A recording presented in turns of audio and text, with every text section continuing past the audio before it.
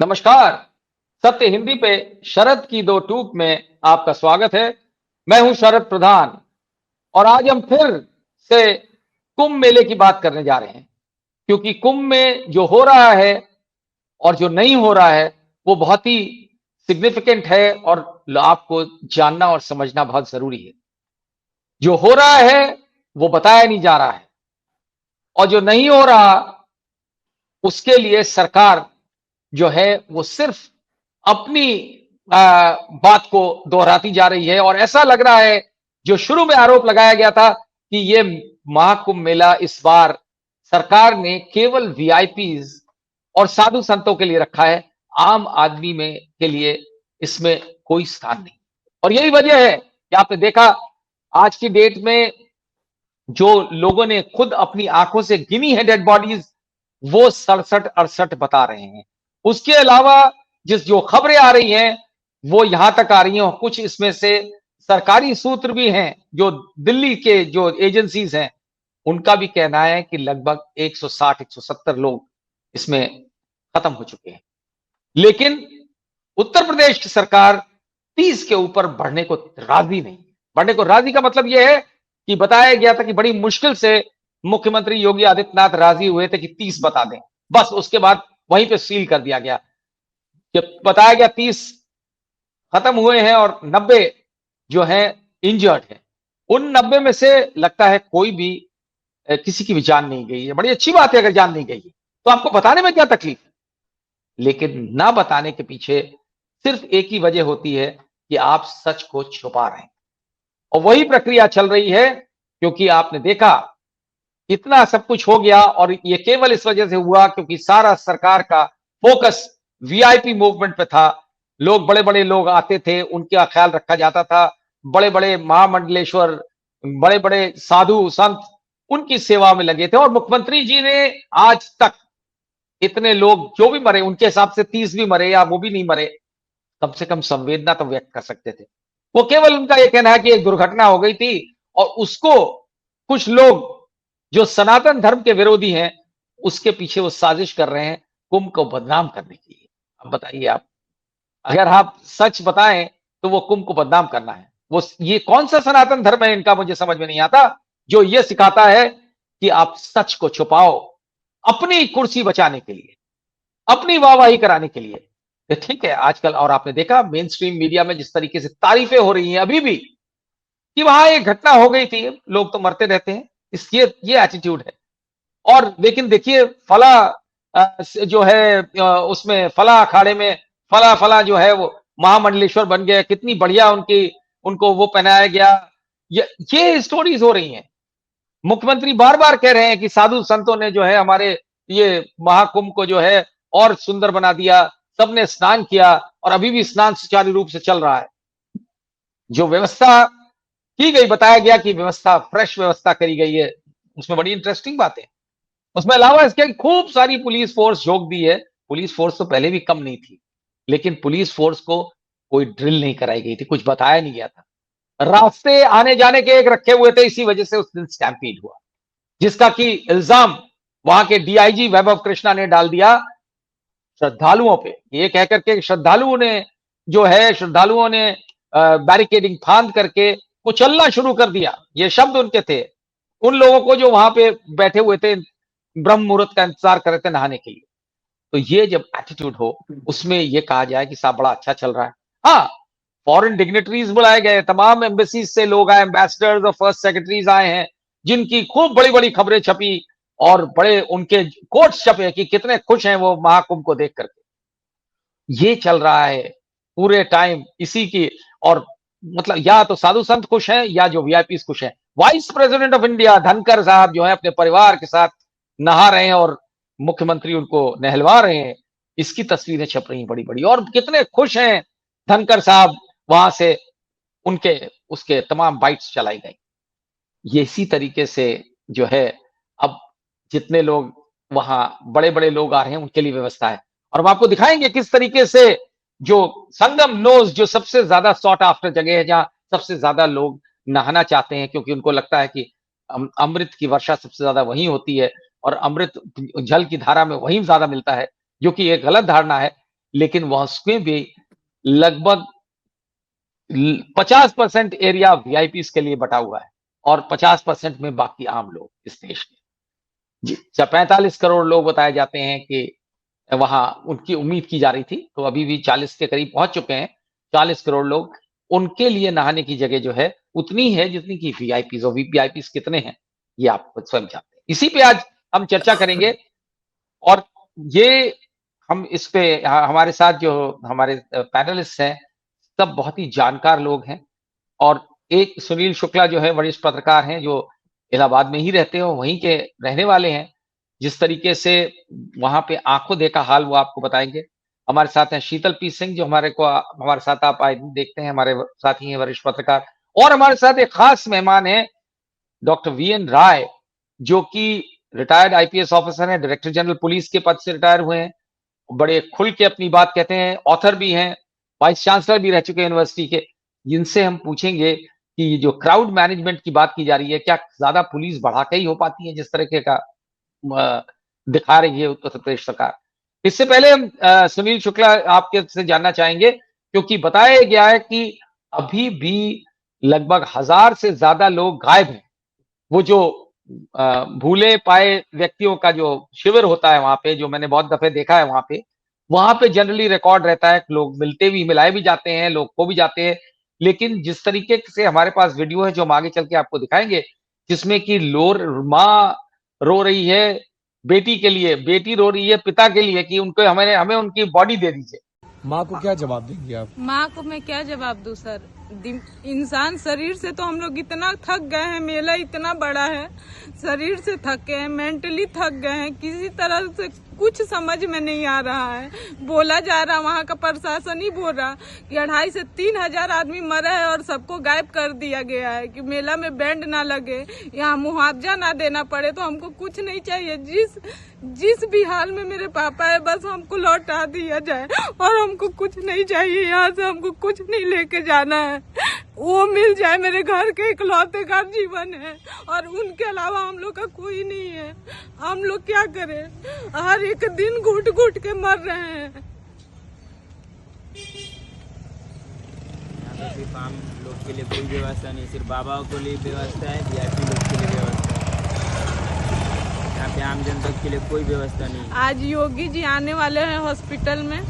देखिए, हम लोग एक लेडी पड़ी है, उसके डैडी का वायरल हुआ है, वीडियो लेके आई है। हॉस्पिटल में बोला गया सबसे पहला लाश आपके पापा का आया था, लाश उसके पापा का नहीं मिल रहा, वो भी हॉस्पिटल में पड़ी हुई है। 2 भाई के साथ अपने पापा का लाश ढूंढ रही है, उसके पापा का लाश भी गायब कर दिया गया है। तो क्यों ऐसा क्यों हो रहा, क्या लेके जाएगा कोई? लेकिन सरकार ने न तो 29 लोगों की जिसको ऑफिशियली एडमिट किया है, न तो उनकी लिस्ट दी जारी करी है, और अब तो यह हालत होगी पत्रकारों को जाने से भी वहां पे रोका जा रहा है और मारपीट भी की जा रही है। सुनील, आज की क्या स्थिति है? बसंत पंचमी का दिन है, बहुत बड़ी संख्या में वहां लोग आए हुए हैं। आपको क्या लगता है आज कुछ सुधार वाकई में कर पाए, या सिवाय इसके कि रास्ते बंद कर दिए? धन्यवाद सर जी। नहीं, सुधार के नाम पर यही है कि कई तरह के अवरोध खड़े कर दिए गए हैं। जब शहर मेले की शुरुआत के पहले ही शहर में बड़े पैमाने पर यातायात प्रभावित हो रहा था, बड़े पैमाने पर घंटों घंटों लोग जाम में फंसे रहते थे और इस बात की चर्चा मीडिया में थी, लोग भी कर रहे थे। उस समय जो प्रबंधन के लोग हैं इसे बहुत ध्यान नहीं दे रहे थे और दिन प्रतिदिन स्थिति गंभीर होती चली जा रही थी। मेले के आसपास का जो इलाका है, कोई ऐसा इलाका नहीं था जहां पे घंटों में जाम लगता हो।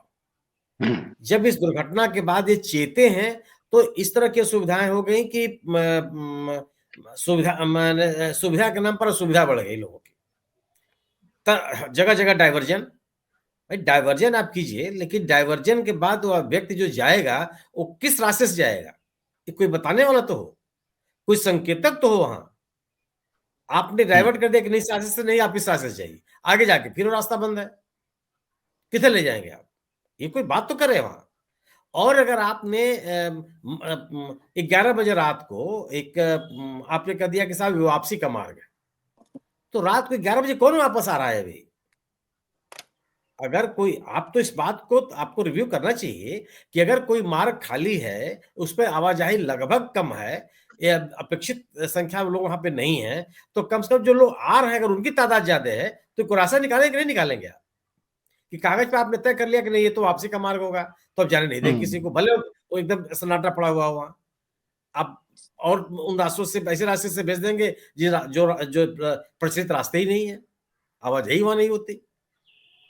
आप शहर शहर में मेले के आसपास का इलाका जो है उसमें जगह जगह नाकेबंदी, बैरियर लगे हुए हैं, पुलिस खड़ी है, इधर से नहीं इधर जाइए, आप उधर से नहीं उधर से जाइए।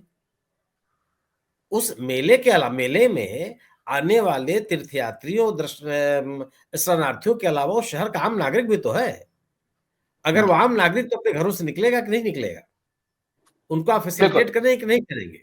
उनको आप एक सामान्य रास्ता देंगे कि नहीं देंगे?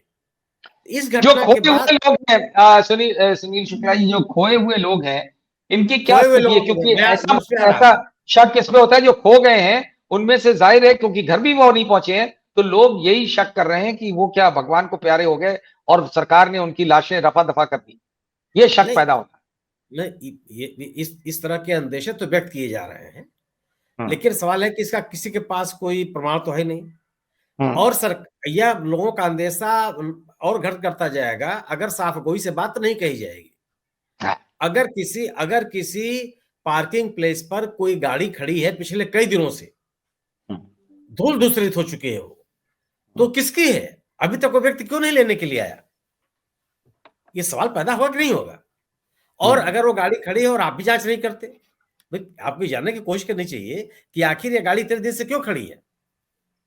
ये तो सुरक्षा का भी सवाल पैदा हो जाएगा कि एक लावारिस गाड़ी खड़ी है वहां। इस तरह की कई गाड़ियां जगह देखी जा रही है क्या? हाँ हाँ, कई गाड़ियां हैं। आप जाएंगे तो आपको लगेगा कि एकदम धूल से पट्टी हुई है वो।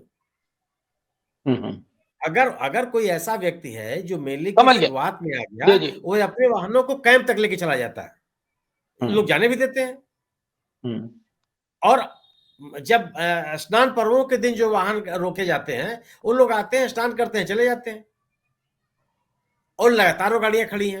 नहीं, इसका मतलब है, इसका मतलब कि ऐसे व्यक्ति हो सकते हैं वो लोग जो गायब हो गए या डूब गए या मर गए, नहीं, कुछ ना कुछ तो हुआ ही है, सवाल लेकिन ये ना सरकार कि कोई प्रयास नहीं कर रही है इन लोगों को पता करने का। इसका सवाल ये तो बहुत आसान काम है। उस गाड़ी पे एक नंबर लिखा हुआ है, उस नहीं, गाड़ी बिल्कुल के सही कह नंबर रहे हैं से आप। आप सब नहीं, संबंधित जिले बिल्कुल से आप सही। पूछ लीजिए कि भाई किसकी गाड़ी है। नहीं, लेकिन लेकिन जब ये सवाल कोई पूछ रहे हैं पत्रकार वहां पुलिस से या अथॉरिटीज से कि खोए हुए व्यक्तियों के बारे में कोई लिस्ट दे रहे हैं कुछ, तो क्या बोलते हैं?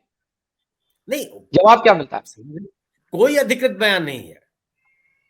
आप हाँ, सोचिए कि मेले में राय साहब कुंभ मेले के एसएसपी रह चुके हैं। ये परंपरा रही है कि मेले के शुरुआत में आप प्रेस को ब्रीफ करते हैं, नहान के एक दिन पहले प्रेस को ब्रीफ करते हैं, नहान के दिन आप प्रेस को ब्रीफ करते हैं। कोई परंपरा नहीं, कोई भी व्यवस्था नहीं है। नहीं, डेली होती आप थी, हमने हमने बहुत कवर करे हैं, डेली ब्रीफिंग होती थी, प्रेस ब्रीफिंग होती थी एवरी डे। कोई नहीं है। एक प्रेस कॉन्फ्रेंस मुख्यमंत्री जी की हुई थी और दूसरी वो 29 तारीख को हुई जो मजबूरन करना पड़ा प्रशासन को। डीआईजी महोदय आगे प्रेस कॉन्फ्रेंस कर रहे थे। कोई साफ हाँ, गोई नहीं है।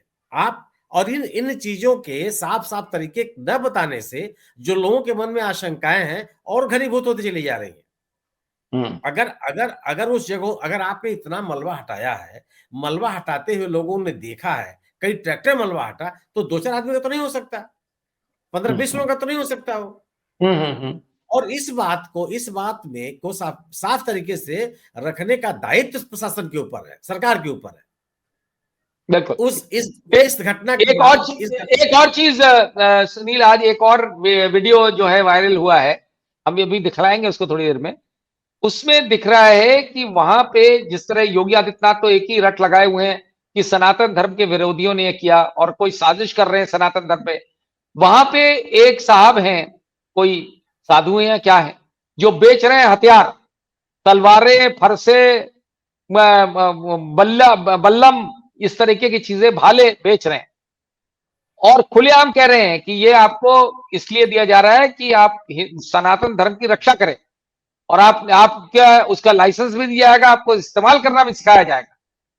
पहले मुझे शक हुआ कि ये जो वीडियो है ये कहीं फर्जी ना हो, फिर वहां से मैंने क्रॉस चेक किया, जो ग्राउंड पे वहां पे रिपोर्टर बोले कि नहीं इसी जगह का है, शास्त्री ब्रिज पीछे दिख रहा है और पोस्टर लगे हैं कुंभ मेले के, दिख रहे हैं बाकायदा। तो आप इस तरीके की चीजें हो रही हैं, इस पे भी कोई टिप्पणी नहीं है पुलिस की। अगर आपको आत्मरक्षा के लिए, अपने परिवार की रक्षा के लिए, समाज की रक्षा के लिए शस्त्र चाहिए, भाला चाहिए, गड़ासा चाहिए, तलवार चाहिए या फरसा चाहिए, कोई भी शस्त्र चाहिए, महाकुंभ के अंदर आपको मिलेगा। फरसा, गड़ासा, भाला, तलवार सारे शस्त्र भी मिलेंगे। शस्त्र चलाने की शिक्षा भी मिलेगी, शस्त्र रखने का लाइसेंस मिलेगा। जी हां, देव सेना नाम की एक संस्था है जो महाकुंभ के अंदर सनातनियों को शस्त्र भी उपलब्ध करा रही है, शस्त्र का लाइसेंस भी दे रही है, शस्त्र चलाने की शिक्षा भी दे रही है। क्योंकि हमारे सारे देवी देवताओं के हाथों में हथियार हैं, शस्त्र हैं, शास्त्र भी हैं, लेकिन आज हमें सिर्फ शास्त्र के बारे में बताया जाता है। शस्त्र चलाना, शस्त्र रखना हम भूलते जा रहे हैं, इसीलिए सनातनियों का पतन हो रहा है। नहीं नहीं नहीं, सवाल इस बात का है कि बल्लम, लाठी, गड़ासा, फरसा ये कोई ऐसी चीजें नहीं है जो मेले में दिखाई नहीं पड़ती। ये जो अखाड़ों की शोभा यात्रा निकलती है उसमें खुल्लम खुल्ला इसका प्रदर्शन होता है। नहीं वो ठीक है, बिक रहा है, नहीं दुकान सी लगी हुई है, बेच रहे हैं रख हाँ, तो करके। मैं चूंकि मैं व्यक्तिगत रूप से इसकी पुष्टि नहीं कर सकता, लेकिन अगर हो भी रहा हो तो कोई अप्रत्याशित नहीं है। ये तो मैंने अखाड़े वाले भी उसको खरीद लेते हैं, तो ले लेंगे, क्योंकि उनके यहाँ रखा ही रहता है और बाकायदे प्रदर्शन करते हैं वो। चलिए ठीक है, तलवार भाजते हुए, ठीक है, गड़ासा भाजते हुए आपको दिखाई पड़ जाएंगे।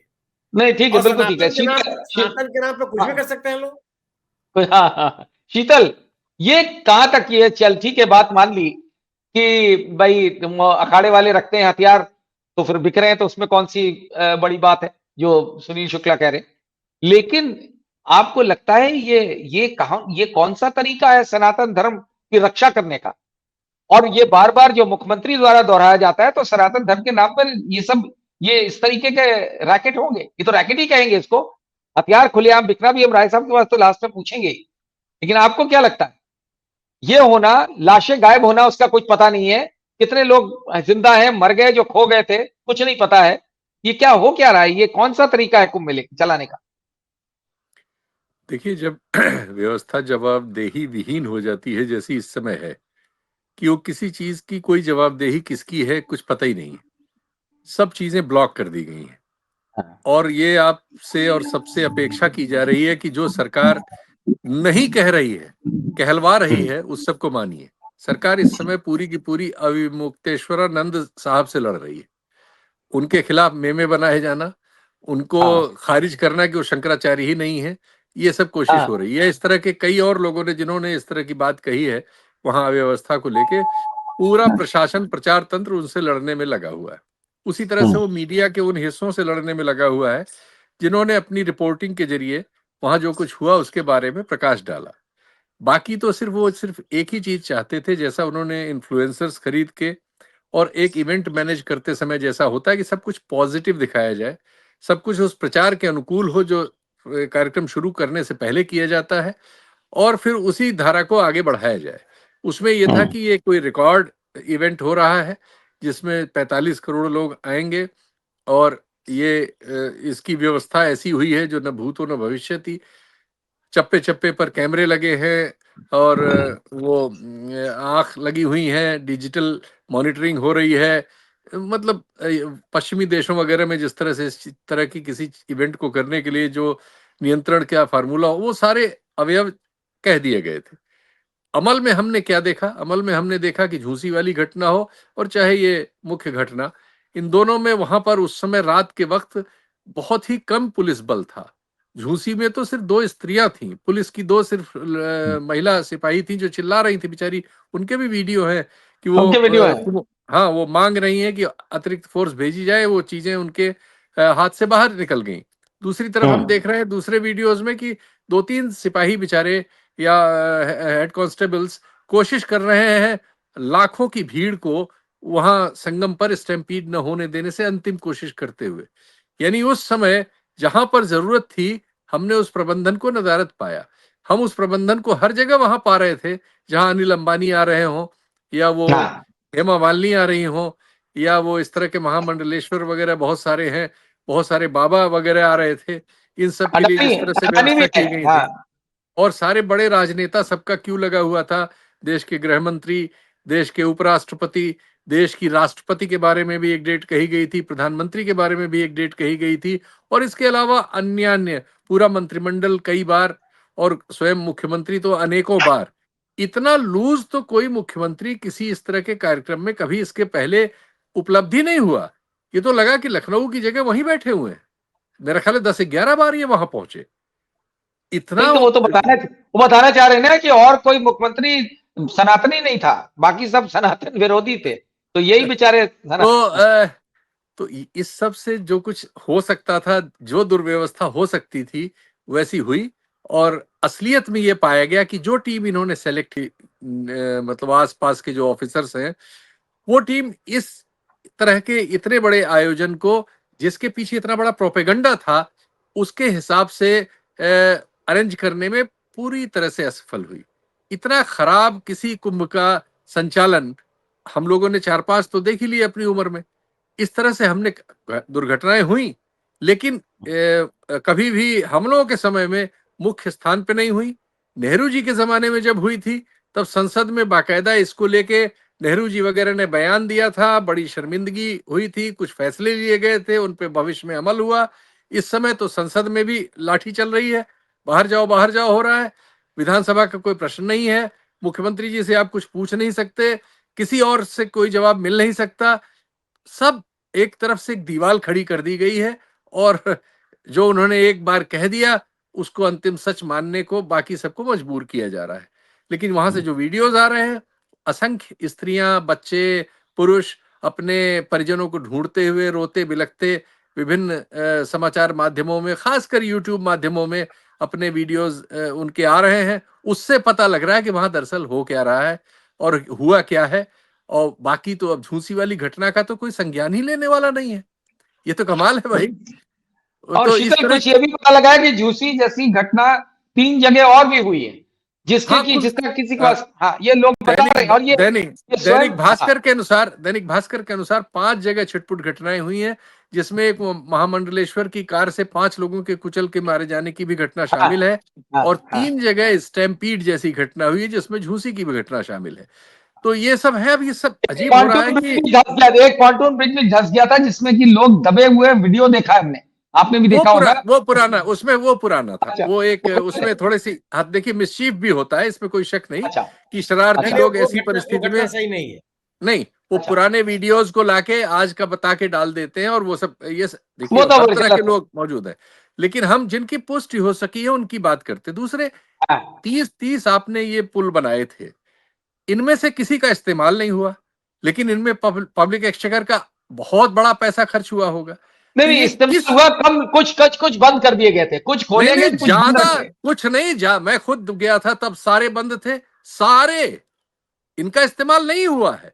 जो कम से कम हाँ, मुख्य पर्वों वगैरह पे इनमें किसी को जाने ही नहीं दिया गया। उसके बाद जब ये दुर्घटनाएं हो गई, तब उसके बाद 1 या 2 कुछ खोले गए थे। इनमें से अधिकांश का कोई उपयोग नहीं हुआ।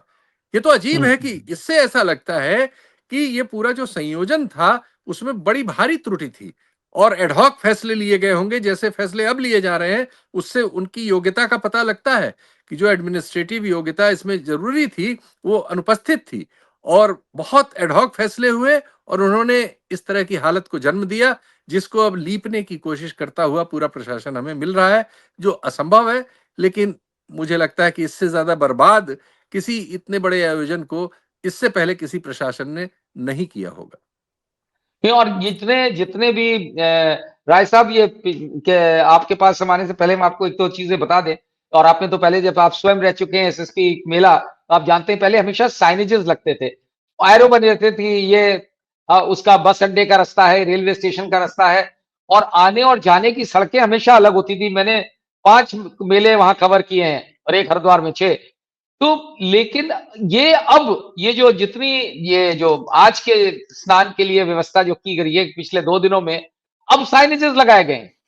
जब वो मौनी अमावस्या का डिजास्टर हो चुका, अब ये रास्ते बनाए गए हैं कि ये आने का या जाने का। उस दिन एक ही रास्ते पे, जो काली मार्ग जिसे कहा जाता है, जो मेन मार्ग होता है, हमेशा बड़ा चौड़ा चौड़ी, उसमें आने और जाने का एक ही रास्ता खोल दिया गया। ये सब चीजें जो है, क्या ये किस वजह से हो सकती है? Too much of VIP movement के कारण ये इस तरीके का हुआ, या आपको क्या परसीव करते हैं, आप किस तरह से इसको परसीव करते हैं जो मिसमैनेजमेंट हुआ? और पुलिस का काम तो क्राउड मैनेजमेंट ही होता है। कोई वहां क्राइम की और टेररिज्म की बात हो रही थी कि उससे प्रोटेक्शन कर रखा है, आसमान से भी कोई नहीं कर सकता कुछ नुकसान, लेकिन जो क्राउड मैनेजमेंट था वहां पे जीरो हो गई पुलिस। देखिए, दुनिया की सारी भाषाओं में एक कहावत है और हमारी भाषा में भी, हिंदी में भी है कि आप एक झूठ को छिपाने के लिए जब 100 झूठ बोलते हैं, तो आप बड़े दयनीय हो जाते हैं। तो इस समय तो मैं यही कहूँगा कि बहुत दयनीय किस्म के प्रयास हो रहे हैं। आप बताइए, अगर आपकी बात सही मान ली जाए कि 30 लोग मरे हैं, तो उन 30 की सूची क्यों नहीं आप दे रहे हैं? आखिर 30 मरे तो 30 बॉडीज़ आपने देखी होगी, 30 बॉडीज़ के साथ उनके घरवाले रहे होंगे, उनके आइडेंटिटी कार्ड रहे होंगे, आधार कार्ड रहे होंगे। आप उन 30 का नाम क्यों नहीं बता रहे? मुझे एक किसी अफ़सर का मैं इंटरव्यू देख रहा था, उसने बड़ी सही बात उसके मुँह से गलती से निकल गई। उसने कहा नाम इसलिए नहीं बता रहे कि सब दौड़ के आए कि हमें भी कंपनसेशन चाहिए। अरे आप बस दुर्घटना हो जाती है, ट्रेन से कट जाते हैं, उसमें तो आप 50 लाख 1 करोड़, कहीं कोई सांप्रदायिक उभार होने का मौका हो, तब तो आप उसमें 1-1 करोड़ 2-2 करोड़ दे देंगे, अगर आपको उसका फायदा मिल रहा है। यहाँ आपने गिरते पड़ते 25 लाख जो कहा है, वो भी नहीं देना चाहते। मैं एक वीडियो देख रहा था जिसमें एक 2-3 महिलाएं रो रही हैं कि उनके साथ के लोग मर गए हैं, अब उनके पास पैसा नहीं, अफसर उनको डांट रहा है कि ला दो, लेके जाओ। अब वो कैसे जाए? वो कह रहे भाई 25 लाख जो बाद में आपको देना है, उसी में 2-4 हजार दे दीजिए, कम से कम एक ट्रैक्टर कर ले, एक एम्बुलेंस कर ले, हम चले जाए। कहते थे ये तो सरकार के अगर सरकार जरा भी संजीदा हो और शर्मिंदगी का भाव हो, तो सरकार को खुद ही करना चाहिए। जो मृतक है उनको घर पहुंचाने का काम तो पहुंचाने का। उनके शवों को ये सरकार को करना चाहिए। बहरहाल ये बहुत ही दुर्भाग्यपूर्ण रहा जो कुछ हुआ। देखिए 1954 के बाद ये पहला कुंभ है जिसमें मेला क्षेत्र में दुर्घटना हुई है। दुर्घटना रेलवे स्टेशन पे हो गई, सड़क पे हो गई, कहीं रास्ते में दिल्ली से चली जा रही गाड़ियां लड़ गई। हर उसमें दुर्घटना होती है जब इतने बड़े पैमाने पर मूवमेंट होता है। लेकिन मेले क्षेत्र में अगर दुर्घटना हो रही है तो इसका मतलब है कि बहुत ही नालायकी का प्रदर्शन हुआ है। अभी आपने शीतल जी ने किसी ने ये बात कही कि भाई देखिए 1954 में जब दुर्घटना हुई, 1965 में जब उसके बाद कुंभ आया, तो एक केपी श्रीवास्तव नाम के एसएसपी थे कुंभ के, उन्होंने बहुत विस्तार से नियम बनाए थे, ट्रैफिक प्लान, आपदा प्रबंधन के प्लान, कैसे भीड़ का संचालन किया जाएगा, नियंत्रण कैसे डाइवर्जन होगा। मुझे याद है कि 15-20 स्कीमें थी और हम लोग जब मैं वहां पर 1989 में कुंभ का एसएसपी था, तो हमने आखिरी 2-3 महीने तो सिर्फ उन जो हमारे ये स्कीमें थी उनका रिहर्सल करते बिता दिया। रोज हम खड़ा कर देते थे हर सिपाही और दरोगा को उसी पॉइंट पर जहां उसे ड्यूटी देनी। केवल एक ही चीज जो मैं हमेशा सबसे कहता था कि भाई किसी के हाथ में लाठी नहीं होनी चाहिए। ये जो लोग आ रहे हैं ये सब आप ये मान के चलें कि आपके परिवार के चाचा हैं, ताऊ है, आपका बड़ा भाई है। ये गरीब गुरबा बेचारे चले आ रहे हैं, आप लाठी लेके उनको हाँक रहे हैं। और लेकिन इतनी बार उन स्कीमों का रिहर्सल हुआ था कि ये तो हो ही नहीं सकता कि जैसे अभी बताया गया कि साहब वो काली सड़क पे या लाल सड़क पे, ये दो वहाँ की मुख्य सड़कें हैं, वहाँ आने जाने वाला ट्रैफिक एक ही रास्ते से जा रहा था। ये तो गोल्डन प्रिंसिपल था कि आने जाने वाला ट्रैफिक एक सड़क से नहीं जाएगा। जाने वाले ट्रैफिक के लिए हमेशा ज्यादा जगह छोड़ी जाएगी बनिस्बत आने वाले ट्रैफिक। ये सब 3-4 उसके बड़े गोल्डन प्रिंसिपल्स है और उसको करते थे। अभी सुनील जी बता रहे थे कि शहर में आपने जगह जगह डाइवर्जन कर दिया। डाइवर्जन कर दिया, चलिए ठीक है, अगर प्रेशर बढ़ गया किसी सड़क पे, ज्यादा लोग नहीं जा सकते तो आप दूसरी तरफ मोड़ रहे, लेकिन दूसरी तरफ वो कहाँ जाएंगे? एक आदमी जो इलाहाबाद का वो रास्ते भूल जाएगा और जो बाहर से आया हुआ वो कैसे रास्ते तलाशेगा? तो ये तो सब राय साहब जो वहाँ, सॉरी टू इंटरप्ट यू, वहां पे जो पुलिस वाले भी स्टेशन थे, ये सुनील शुक्ल हमें बता चुके हैं पहले भी कि कोई उनसे पूछे इनका खुद का एक्सपीरियंस है, ये बोले हमें नहीं पता, क्योंकि वो बाहर से आए हैं। उनकी कोई ड्रिल, जो आपने बताया जो ड्रिल की जाती है वो ड्रिल की नहीं गई, रिहर्सल किया नहीं गया, क्योंकि आए दिन मुख्यमंत्री वहां पहुंच जाते थे, तो वो सारे अफसर तो इसी काम में लगे रहते थे। ये क्रक्स ऑफ द प्रॉब्लम तो यही है कि हर दूसरे दिन मुख्यमंत्री पहुंच जाते थे। देखिए, मुझे याद है कि 1989 में जो कुंभ हुआ, तो 1988 में मुझे लगता है सितंबर या अक्टूबर में, यानी मेला शुरू होने के 2-3 महीने पहले, मुख्यमंत्री नारायण दत्त तिवारी एक बार आए, और जब मेला खत्म हुआ तब उन्होंने हम लोगों को लखनऊ में बुला करके शाबाशी दी। बाकी मुख्यमंत्री का कहीं वहां आता पता नहीं था। ये अच्छा, नारायण दत्त तिवारी जी के पास तो 30-40 साल का प्रशासनिक अनुभव था, सीजन्ड आदमी थे, कई बार मुख्यमंत्री रह चुके थे, बाद में उत्तराखंड के भी मुख्यमंत्री हुए, केंद्र में मंत्री रहे, प्रधानमंत्री होते होते रह गए। हमारे जो मुख्यमंत्री जी उत्तर प्रदेश, उनका क्या प्रशासनिक अनुभव है? ये मैंने ये सुना है कि कुछ कॉलेज चलाते हैं, तो उसके मैनेजमेंट का अनुभव होगा, लेकिन ये रोज आ जाएंगे और डे टू डे फंक्शन में अगर दखलंदाजी करेंगे, तो इसका मतलब जिन अधिकारियों को आपने वहां पोस्ट किया है, आप उनसे इनिशिएटिव छीन रहे हैं। इनिशिएटिव तो उनके हाथ में होना चाहिए। मैंने आप ही के कार्यक्रम में एक बार पहले बताया है कि हम लोगों ने नारायण दत्त तिवारी जी से अनुरोध किया, मैंने और डीएम ने, कि साहब अगर इसमें मेले के जो सक्रिय दिन है 25-30 दिन, अगर उसमें वीआईपी आएंगे और उनके लिए अलग व्यवस्था करनी होगी, तो ये तो पूरा मेला भगदड़ में और दुर्घटना में तब्दील हो जाएगा। उन्होंने सख्त आदेश किए थे, और किसी को भी मेन स्नान के दिन तो कोई आने की बात ही छोड़ दीजिए, साधारण दिनों में भी अगर कोई मंत्री आया, कोई जिसे अपने को जो वीआईपी वीवीआईपी कहलाना चाहता है, वो आया तो साधारण भक्त की तरह गया, उसकी गाड़ी वहीं तक गई जहां तक सबकी जा रही थी, उसके साथ ना कोई प्रोटोकॉल था, ना कोई सिक्योरिटी थी, वो अपने, हमें पता ही नहीं चलता था कौन आया और कौन चला गया। तो ये एक जो बेसिक जो गोल्डन प्रिंसिपल था, उसी का देखिए। अच्छा, एक कितनी शर्मिंदगी के कितने कारण बनते जा रहे हैं। आज कल मैं वीडियो देख रहा था और पढ़ा भी मैंने, अभी कुछ दिनों पहले कांवड़ यात्राएं निकली, कांवड़ यात्राओं के मार्ग से जितने मुसलमानों के ठेले थे, दुकानें थी, उनको बहुत अपमानित करके उनके साथ बहुत बुरा व्यवहार हुआ। कहा गया, खबरदार, तुम तो थूक देते हो, तुम तो गंदे हो, तुम अपना नाम लिखो इस पर। नाम क्या लिखो? ये लिखो कि मैं मुसलमान हूँ। मैं नाम लिखने का मतलब तो यही था ना आपका, और तुम्हारे यहाँ कोई खाएगा नहीं।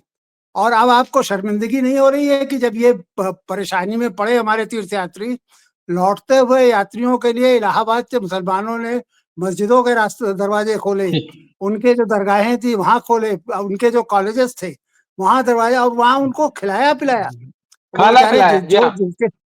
जिसकी जो हैसियत थी। वहां किसी का धर्म नहीं भ्रष्ट हुआ कि नहीं ये तो म्लेच्छ है, ये तो थूक के दे रहे होंगे, हम नहीं खाएंगे। मतलब आप सोचिए, आपके लिए और आपके प्रशासनिक व्यवस्था या अक्षमता तो एक शर्म का कारण थी ही।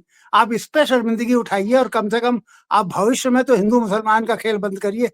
अभी भी आप ये कह रहे हैं कि साहब ये सनातन को बदनाम करने, यानी सच बोलना सनातन को बदनाम करना है। ये जो 30 आदमी मर गए, ये तो आपके लिए कारसेवक थे, घास फूस के वो थे। आपने जिस दिन ये मरे हैं, उस दिन वो राष्ट्रीय शोक का दिन होना चाहिए था। उस दिन आपने उत्सव और उल्लास के साथ 2-3 घंटे बाद अपनी यात्राएं निकाली, स्नान कराया, हेलीकॉप्टर से फूल बरसाए। आप सोचिए, हाँ, ये विजुअल दुनिया भर में गए होंगे। उन्होंने क्या सोचा होगा कि हम कितने असंवेदनशील समाज हैं।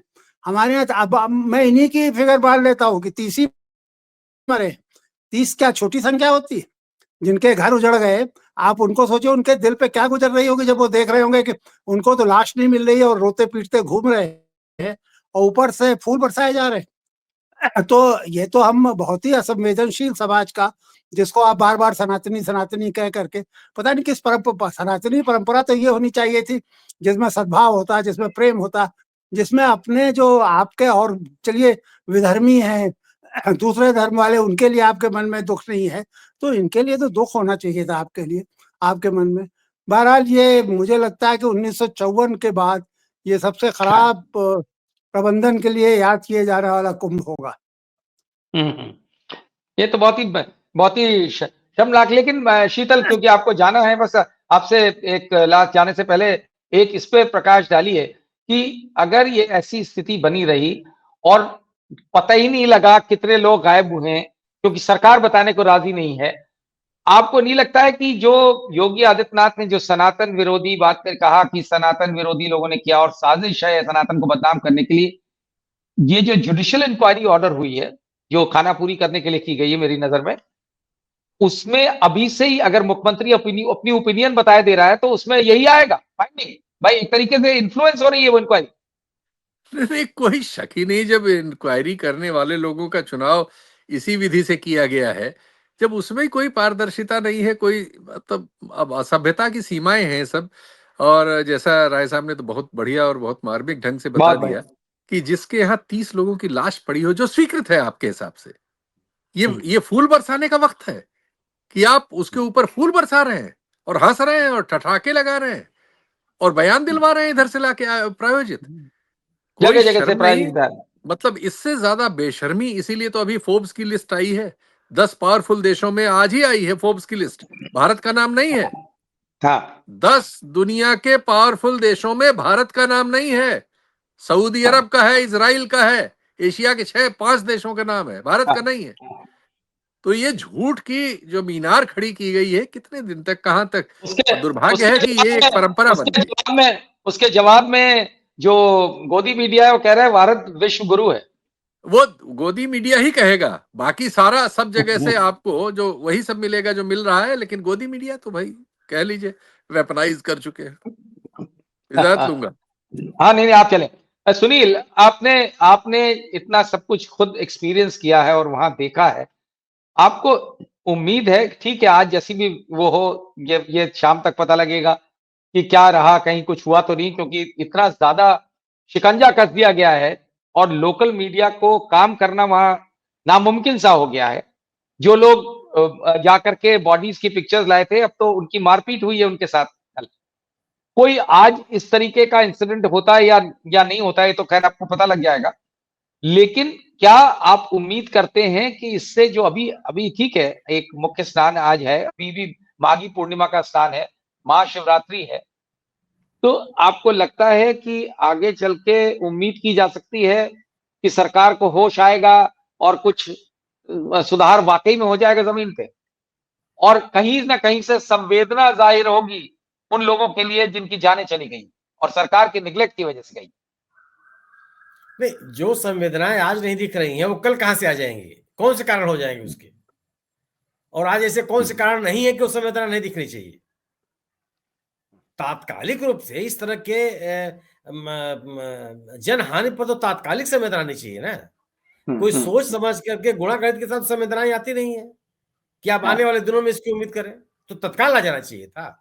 और जो संवेदनाएं आज आपको नहीं दिख रही हैं वो भविष्य में दिखने लगेंगी, इसका कोई कोई आधार तो नहीं हो सकता ना इस आशावाद का।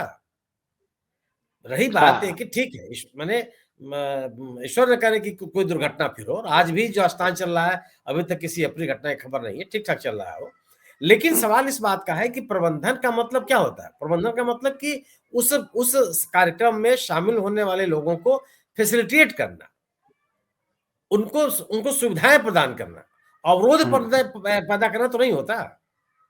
आप चीजों को व्यवस्थित रखने के लिए इस तरह के उपाय करें जिससे व्यवस्था भी बनी रहे और सामने वाला व्यक्ति के लिए अवरोध भी न पैदा हो। वो तो स्थिति नहीं दिख रही है। अगर आप बात कीजिए, अगर आप निश्चित रूप से ये है कि इतनी बड़ी भीड़ को इकट्ठा आप एक बार में नहीं आने दे सकते। आप जैसे आपने कहा काली सड़क, क्या काली सड़क माने पुरानी जो काली सड़क थी लगभग माने वो दुगनी चौड़ी हो गई है, दुगनी चौड़ी हुई है। मतलब अगर आप व्यवस्थित रखे लो उस सड़क को तो आप आने वाले जाने वालों को चला सकते हैं, लेकिन व्यवस्थित। और जो जैसे एक जो त्रिवेणी मार्ग होता था, राय साहब बेहतर तरीके समझते हैं, वो वापसी मार्ग है, वहां एक पैरेलल रोड बन गई है, पैरेलल एक नई रोड बन गई है। ऐसा कोई संकट नहीं था कि अगर आप यातायात को व्यवस्थित रखते, लोग लगे रहते और जो ड्रिल जिसकी बात कही राय साहब ने, अगर उनका अभ्यास होता तो कोई बहुत बड़ी समस्या नहीं थी। समस्या जैसे झोसी के इलाके में जहां दुर्घटना हुई वहां तो केवल ये थी कि आने और जाने का एक रास्ता, या तो आप वहां अंदाज नहीं कर पाए कि वहां कितने लोग आ जाएंगे। किस बात का आपका डिजिटल फॉर्मेट दिया था आपने, सीसीटीवी कैमरे एक कमरे, किस बात के लिए था वो, क्या कर रहे थे आप? और ये ऐसा तो भीड़ एक बार में थोड़ी आती है, धीरे धीरे इकट्ठी हो जाती है वो, और आपको इसका अंदाजा ही नहीं है। और जो जिन लोगों को आपने खड़ा किया, जो भी पुलिसकर्मी वहां खड़े हैं, उनमें वो जो सक्रियता दिखनी चाहिए थी वो नहीं है। क्यों? कि या तो उनकी मॉनिटरिंग नहीं हो रही है और या सब निश्चित पड़े हुए हैं। उसका कारण तो समझ एक ही दिखता है, उसका कारण तो एक ही दिखता है, वो हम राय साहब से भी समझना चाहेंगे कि वहां ऐसे ऑफिसर्स का सिलेक्शन किया गया। वैभव कृष्णा के बारे में आज एक वीडियो जारी हुआ जिसमें मुख्यमंत्री खुद उनको बहुत बुरा भला कह रहे हैं और कह रहे हैं बहुत ही रद्दी अफसर है, महाभ्रष्ट है और इसने अश्लीलता करी है, क्योंकि इनका एक वीडियो जारी हुआ था किसी कॉल गर्ल वॉल के साथ में और ये सस्पेंड हुए थे। तो और मुख्यमंत्री बोल रहे हैं कि भाई वो उसके लिए उनको सस्पेंड भी किया जा चुका है, लेकिन उसके बाद ऐसे ही अधिकारी को पोस्ट करते हैं। एक बार बुलंदशहर का रेप हुआ था, वहां पे इन्होंने उसमें भी टोटल मिसमैनेज किया था, उसमें भी सस्पेंड हुए थे। ऐसा आईपीएस ऑफिसर जो 10 साल की सर्विस में 2 बार सस्पेंड हुआ हो और भी एट डिरेलिक्शन ऑफ ड्यूटी, उनकी तैनाती भी एट द 11th आवर हुई है। तो ऐसा ये भी नहीं, ऐसा भी है, बिल्कुल बिल्कुल लाके आपने बैठा दिया। हाँ, तो वहां वो डीआईजी और जिनसे उनका झगड़ा चल रहा था दूसरे उस ऑफिसर को भी वहीं पे पोस्ट कर दिया, जिन दोनों का बड़ा जबरदस्त झगड़ा रहा है, जो बड़ा जंग जाहिर रहा है, दोनों एक दूसरे के खिलाफ वीडियोस जारी कर रहे थे अश्लीलता के। तो ये जो सिलेक्शन ऑफ ऑफिसर्स, आप तो डीजी भी रहे हैं, तो ऐसी सेंसिटिव जगहों पे जहां पे बहुत जरूरत है प्रेजेंस ऑफ माइंड की, एप्लीकेशन ऑफ माइंड की और एक अलर्टनेस की, कैसे उम्मीद कर सकते हैं? मतलब जाहिर है कि मेरिट पे कोई सिलेक्शन नहीं हुआ। मुख्यमंत्री जी भी एक तरफ कहते हैं कि बहुत वो सुलझे हुए अधिकारियों को, सेंसिटिव लोगों को पोस्ट कर रहे हैं कुंभ मेले में, कि अब की बार का कुंभ मेला ऐसा होगा, दिव्य कुंभ होगा, दुनिया में कहीं ऐसा नहीं हुआ, आज से पहले कभी नहीं हुआ। देखिए, कुंभ तो शुरू से 1954 से मैं आपसे कह सकता हूं कि कुंभ हाँ। तो एक शो पीस रहा है उत्तर प्रदेश सरकार का। आपको हाँ। पता है कि 1954 में जो एसएसपी लगाए गए थे, जमुना प्रसाद त्रिपाठी, वो सब जी जी इंस्पेक्टर से आईपीएस हुए थे। बने थे, उनको हाँ जी, हाँ जी, हाँ। पंडित जवाहरलाल नेहरू जो प्रधानमंत्री थे खुद जानते थे। गोविंद वल्लभ पंत के ऊपर उन्होंने लाठी चलाई थी और गोविंद वल्लभ पंत उनकी तारीफ करते थे। मतलब हाँ, अपने काम के हाँ, इतने माहिर थे। मतलब जी वो जी चुन करके लाया जाता है। केपी श्रीवास्तव तो मैं तो अब दोनों लोग नहीं हैं, मैं तो हमेशा केपी श्रीवास्तव के लिए श्रद्धा मेरे मन में रहती है कि जो कुछ उन्होंने बनाया था, मतलब अगर आप सिर्फ उसका आंख मूंदते पालन करिए तो वहां पर दुर्घटना तो छोड़ दीजिए, कोई ऐसी चीज होगी नहीं जिससे आपकी बदनामी हो। बताइए। लेकिन अच्छा, अभी अफसरों को नियुक्त जो अफसरों की तैनाती हुई होगी, वो तो जाहिर है कि मुख्यमंत्री और डीजीपी ने बैठ करके बहुत ठोक बजा के सिलेक्ट किया होगा। तो अब ये कैसे, आप जो आप कह रहे हैं कोई वीडियो आया है, अब क्योंकि मुझे ज्यादा उस बैकग्राउंड का पता नहीं, मैं कोई टिप्पणी नहीं कर सकता, लेकिन जी, जी। ये तो अच्छा, फिर 1954 के बाद से ये हुआ था कि एसएसपी कुंभ 1 साल पहले आ जाता था। यानी मैं जी खुद जी 89 की जनवरी में कुंभ था, मुझे 88 में अपॉइंट कर दिया गया था और 88 से लेके मुझे पूरा 7-8 महीने तो पूरा मौका ये मिला कि मैं घूम घूम के लोगों से बात करता रहा, देखता रहा। मेरे पास 10,000 की फोर्स थी, जो हर महीने हम लोगों ने ऐसा एवरेज बनाया था कि 500-700 लोग हर महीने पहुंच रहे थे। उन क्या 500-700 लोगों के लिए ट्रेनिंग का, उनके राइट। वेलफेयर का, उनके रहने का, उनके खाने, ये सारी व्यवस्था हो रही थी। मतलब मेला तो सबको पता है, देखिए ये 10 दिन का पूरा खेला है, कुछ भी होगा तो आपकी गर्दन कट जाएगी, कोई रोक नहीं सकता आपको। और अगर सफल हो जाएंगे तो जाहिर है कि अब तो जो सरकार है, मुझे नहीं लगता कि अफसरों को ये देती, अगर ये सफल हो गए होते तो मुझे तो उम्मीद है कि योगी जी को भी नहीं मिलता, सब कुछ मोदी जी ले जाते, सारा श्रेय। अब कोई नहीं आएगा नहीं, उसी इसका उसी में अपयश तो लेने होड़ के लिए, लगी हुई है कि कौन कोई इसका है, हाँ अभी भी। लेकिन नहीं, योगी जी जो है, राय साहब, योगी जी अभी भी इस बात को इम्प्रेस करने में लगे हैं कि कितने सुचारू रूप से मेला हुआ, कितने खुश हैं साधु संत, कितने खुश हैं सारे वीआईपीस, कितने खुश हैं विदेशी डिप्लोमेट्स। इस बात पे खुलेआम वो बोल चुके हैं, 2-3 दफे उनका कल आया है ये बयान। देखिए मेरा मानना है कि एक अंग्रेजी की कहावत है ना, टू एयर इज ह्यूमन। गलती करना मनुष्य का स्वभाव है, मनुष्य की नियत है, मनुष्य अभिशप्त है गलती करने के लिए। लेकिन गलती करके गलती को स्वीकार करना आपको बड़ा बनाता है, आपको छोटा नहीं बनाता। योगी जी ने जो एक उनके, मैं समझता हूँ कि सचमुच के आंसू रहे होंगे, जब वो पहले दिन प्रेस कॉन्फ्रेंस कर रहे थे तो सचमुच के आंसू थे। लेकिन नहीं, वो उनका आंसू, स्टेटमेंट था। हाँ वो आंसू इस खतरे के वो थे कि अब मेरी गद्दी खतरे में पड़ जाएगी, या वो जी आंसू सचमुच जो 30 लोग मरे थे उनके प्रति सहानुभूति के आंसू थे। अगर उनके प्रति सहानुभूति के आंसू होते तो ये फूल वर्षा नहीं होती उस शाम को, जो हेलीकॉप्टर से फूल बरसाए गए वो जी, नहीं जी। होता। तो योगी जी को स्वीकार करना चाहिए, वहां के अधिकारियों को अंतिम विजुअल तो यही होना चाहिए कि सब लोग हाथ जोड़ के गंगा जी के सामने खड़े हो, क्षमा मांगे। जो हुआ देखिए ये कितना अच्छा, आपने 50,000 पर डे के वहां पे टेंट बना दिए। बेंगलोर से एक सज्जन मेरे परिचित आए, 50,000 से ज्यादा हवाई जहाज का किराया खर्च करके आए, उनके लिए हाँ। सीट डाउन गाड़ी किसी ने अरेंज की थी। तो ये जो लाख 2 लाख या 4 लाख 2 दिन में खर्च करके गए, इनको कितना पुण्य मिलेगा? पुण्य अगर मिला होगा और मिलता होगा तो उसी को तो मिलेगा जो बेचारा कुचला गया, जिसके पास जी। कोई शरण नहीं थी, कोई आश्रय नहीं था, जो रेत पर आकर के 11-12 बजे से लेट गया था कि 2 बजे 2:30 बजे जब मुहूर्त आएगा तो मैं यहाँ से उठ के जाऊंगा नहा ले, और वो नहीं जा पाया। तो आप इन लोगों के लिए मेला था, इन अफसरों को, नेताओं को उनसे क्षमा मांगनी चाहिए। सबसे ज्यादा क्षमा तो गंगा जी से मांगनी चाहिए। इतना जी, बड़ा इतना जिसे आप कह सकते हैं ना कि मुझे तो एक भाजपा के प्रवक्ता का बहुत अच्छा, बहुत ईमानदार वक्तव्य लगा, एक चर्चा में मेरे साथ थे। उन्होंने कहा भाई अब कलंक तो लग गया, तो ये मानिए अच्छा। कलंक तो लग गया, लेकिन ये कलंक धुलने का ये तरीका नहीं है कि आप बैठ के कहिए कि नहीं कुछ नहीं हुआ, सब हमने बड़ा अच्छा कर दिया। कलंक धुलने का तरीका ये है कि आप गंगा जी से क्षमा मांगिए, आप उन बिल्कुल। गरीब गुरबा से क्षमा मांगिए जो मर गए और कुछ नहीं कर पाए आप। तो आप जो लोग मतलब उनको छिपाने से क्या आप कैसे छिपाएंगे आप? आज 2025 में हर आदमी के पास मोबाइल फोन है, वहां पर अगर जियो फेंसिंग करा दीजिए तो जो टावर होगी संगम के पास, उस टावर में उन सबके टेलीफोन नंबर, उन सबके मोबाइल दर्ज होंगे जो उस समय में मौजूद थे। आप छिपाएंगे कैसे? आप एक बहुत दयनीय प्रयास कर रहे हैं, मत करिए, मैं तो हाथ जोड़ के यही कह रहा हूँ। अब जो हो गया सो हो गया, आप शुद्ध हृदय से क्षमा मांगिए और उन लोगों के लिए कुछ करिए जो बेचारे मरे, जिनके घर वाले आज भी भटक रहे हैं, तड़प रहे हैं। मैंने एक वो देखा कि बंगाल में 2 महिलाएं रो रही थी, तो लोगों के परिवारीजन कि उनकी लाशें एक चिट दे पर लिख करके उनको दे दी गई और लेके चले गए। यानी उनका पोस्टमार्टम नहीं कराया आपने इलाहाबाद में, पोस्टमार्टम नहीं कराया है तो वो कैसे साबित करेंगे कि वो वहीं मरे हैं और उनको कंपनसेशन मिलना चाहिए? तो ये सब खेल ना करें, अब जो हो गया सो हो गया, आप क्षमा मांग करके आगे बढ़े। बिल्कुल सही कहा राय साहब ने। टू एयर इज ह्यूमन, इंसान से गलती होती है, लेकिन गलती ना मानना जो है उसको और कंपाउंड कर देता है। और ये कोई सनातन धर्म नहीं सिखाता है ये बात कि आप सच बोलने से सच को झूठ में कन्वर्ट करें और सच्चाई से इसके ऊपर पर्दा डालने का प्रयास करें, और वो भी तब जब आप इतने बड़े पद पे बैठे हुए।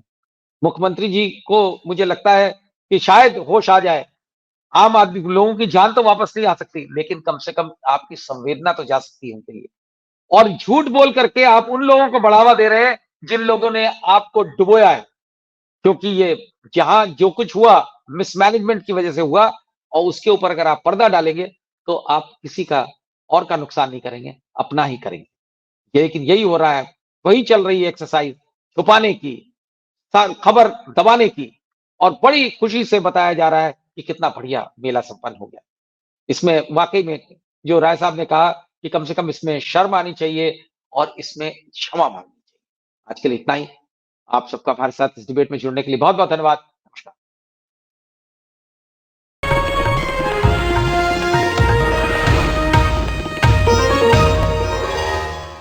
Copyright disclaimer under Section 107 of the Copyright Act 1976. Allowance is made for fair use for purposes such as criticism, comment, news reporting, scholarship, and research.